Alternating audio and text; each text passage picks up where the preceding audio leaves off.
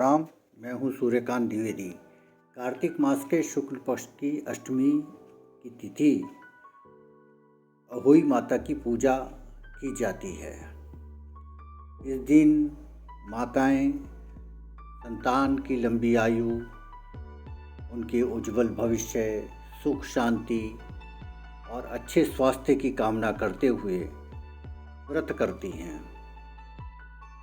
यह व्रत जहाँ संतान के निमित्त है, वहाँ कुछ परंपराओं में सुहाग के लिए भी यह व्रत किया जाता है।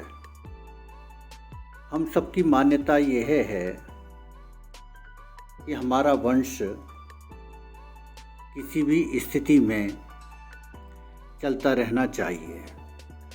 तो यह पर्व वंश परंपरा का महापर्व है और सही अर्थों में अगर बात की जाए तो ये मातृ दिवस है और इसी से दीपावली के पर्वों की श्रृंखलाएं भी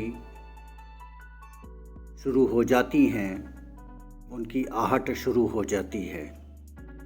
जो अनहोनी को टाल दे वही अहोई माता हैं। अहोई माता हैं। ये अहोई माता क्या हैं? आपने तमाम ग्रंथों में और देवी सूक्तम में भी पढ़ा होगा, या देवी सर्वभूतेषु शांति रूपेण संस्थिता नमस्तस्ते नमस्तस्ते नमस्तस्ते नमो नमः। गांव देहात में ये भूमि माता के रूप में पूजी जाती हैं और बसौड़ा भी हम पूजते हैं।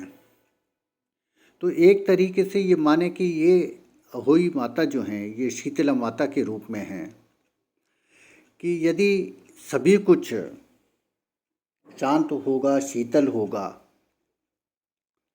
तो हमारे परिवार में निश्चित रूप से सुख समृद्धि भी होगी। दीपावली से पहले माँ लक्ष्मी अहोई माता के रूप में आती हैं और संतान की मनोकामनाओं को पूरा करती हैं। ऐसे जातक जिनके घर पुत्र है, वो पुत्र की मनोकामनाओं के साथ पुत्र के अच्छे सुख और उज्जवल भविष्य की कामनाओं के साथ व्रत करती हैं। लेकिन ऐसे भी बहुत से जातक होंगे जिनके घर में पुत्र नहीं है, तो वो क्या करें? आमतौर पर लोग सलाह ये देते हैं कि हाँ, ये पुत्र का लिए ही व्रत है, तो जिनके पुत्र है वही व्रत कर सकते हैं। लेकिन नहीं, ऐसा नहीं है। अहोई अष्टमी का पर्व संतान के निमित्त है। वो संतान पुत्र भी हो सकती है और पुत्री भी हो सकती है। तो संतान के निमित्त ये व्रत करना चाहिए। इसका कोई अलग से विधान नहीं है। अपनी अपनी लोक परंपराओं में, अपनी अपनी घर की परंपराओं में इस व्रत को किया जाता है। ये व्रत दो तरीके से किया जाता है, तारों को देखकर, तारों को अर्घ्य देकर, और कुछ जगहों पर चंद्रमा को देकर। तो आइए बताते हैं हम आपको कि 17 तारीख को अहोई अष्टमी होगी।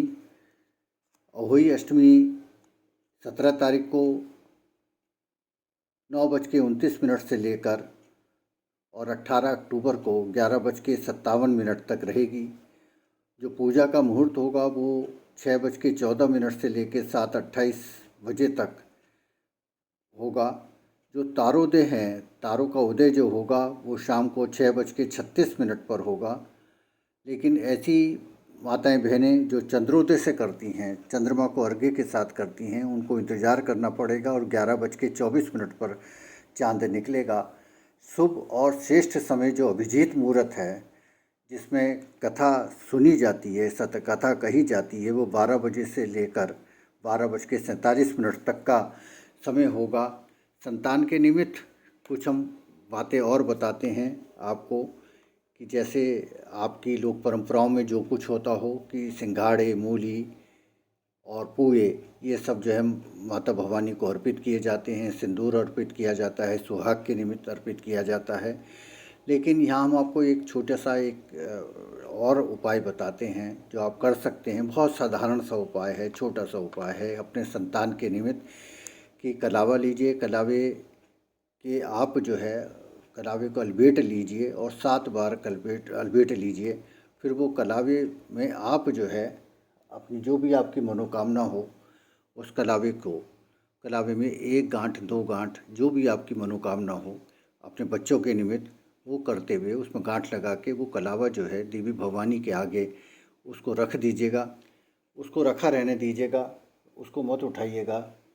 अगली हुई आठे जब आए तब उसमें फिर 1 गांठ अपनी लगा दीजिएगा। इस तरीके से वो चलती रहेगी। दूसरे ये कि जो आपका अहोई अष्टमी का जो जल होगा, जो लोटे का आप जल रखेंगे, वो फिर छोटी दिवाली के दिन, नरक चतुर्थी के दिन उसमें स्नान किया जाता है, उसको भी आप ध्यान रखिएगा। उसमें यदि आप थोड़ा सा हल्दी का वो भी डाल सकते हैं, हल्दी की चुटकी डाल सकते हैं, तो उससे भी स्वास्थ्य के रूप में कोई दिक्कत नहीं आएगी। माता भवानी आपकी मनोकामनाओं को पूरा करें। और इस दिन अहोई अष्टमी में आप जो अपनी लोक परंपरा में कथाएं वगैरह जो आपको कहनी है कहिएगा, लेकिन यदि आप दुर्गा सप्तशती का देवी सूक्तम का पाठ कर लेते हैं तो आपके लिए ये बहुत उचित होगा। बहुत बहुत नमस्कार, प्रणाम, धन्यवाद।